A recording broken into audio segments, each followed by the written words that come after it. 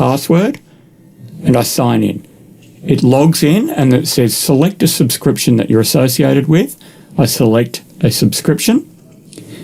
And what it does there is it performs a query on all of the hybrid connections that are configured for that subscription. So you just saw me create one where I specified that IP address, and you can see it there, 192.168.0.33:1433.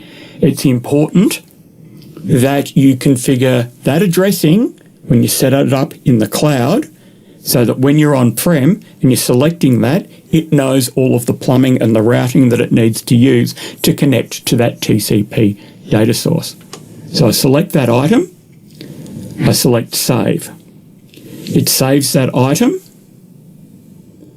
and then what it'll do is it'll establish the connection. So we can see now that it's got a status of connected, and we can go in and view that connection details. We can see where it's connected to. We can also see the Azure IP address that it's going out and connecting to on the internet, as well as the Azure ports that it's using. So in Azure, it's 191.236.32.191, and it's using ports 80 and 443 on that host in Azure.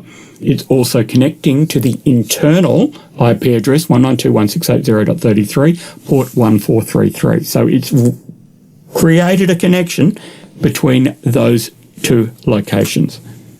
So I close that, I minimize that, and I can see that it's listed as connected in the Azure console, and I can see the service bus namespace and the properties of that hybrid connection.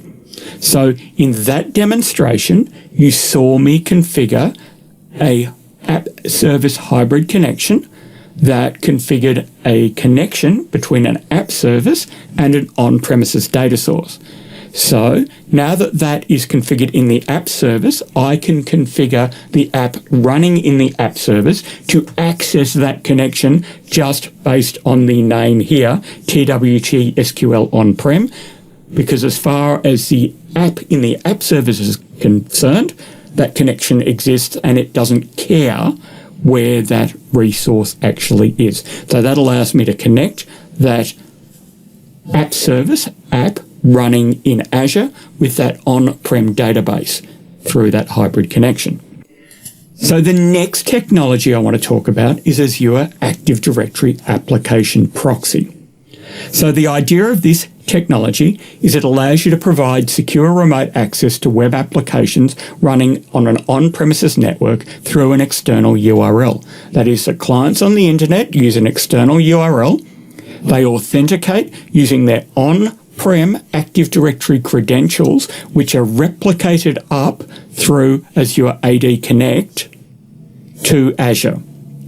This can be used as a replacement for reverse proxies or VPNs. There's a lot of organizations, as I mentioned earlier in the talk, who are publishing applications through VPN, where someone's got to authenticate to their VPN, and that gives them a connection into an internal application that's running on-prem.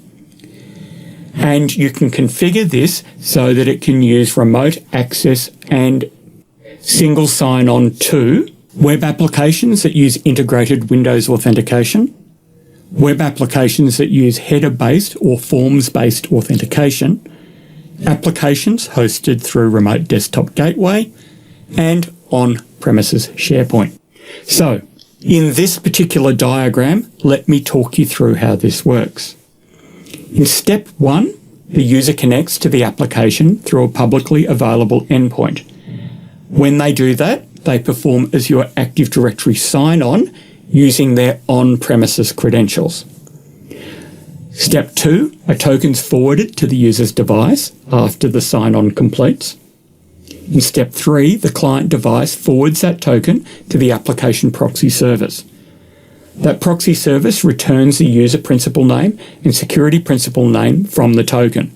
The application proxy then forwards the request to the application proxy connector.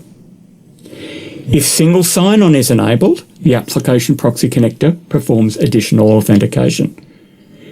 In step 5, the application proxy connector forwards the request to the on-prem application.